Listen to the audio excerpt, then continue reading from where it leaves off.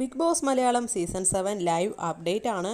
ലൈവിലിപ്പോൾ ഷാനവാസും നൂറയും ആദിലയും ജിസയിലും ആര്യനും അവിടെ സ്നാക്സ് എല്ലാം കഴിച്ച് ഇങ്ങനെ സംസാരിച്ചുകൊണ്ടിരിക്കുകയാണ്.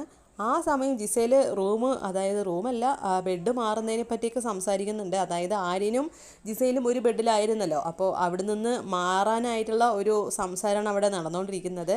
അപ്പോൾ നൂറയാണെങ്കിലും ഇവിടെ ഒഴിവുണ്ട് അവിടെ ഒഴിവുണ്ട് എന്നുള്ള രീതിക്ക് ഇങ്ങനെ പറഞ്ഞു കൊടുക്കുന്നുണ്ട്. അപ്പോൾ ജിസയിലാണെങ്കിലും ഇങ്ങനെ എവിടെയാണ് ഒഴിവുള്ളതെന്നൊക്കെ അന്വേഷിക്കുന്നുണ്ട്. അപ്പോൾ ഇനി ആര്യൻ്റെ കൂടെ ബെഡിൽ കിടക്കുന്നില്ല എന്നാണ് ജിസയിലെ തീരുമാനം എന്ന് തോന്നുന്നുണ്ട്.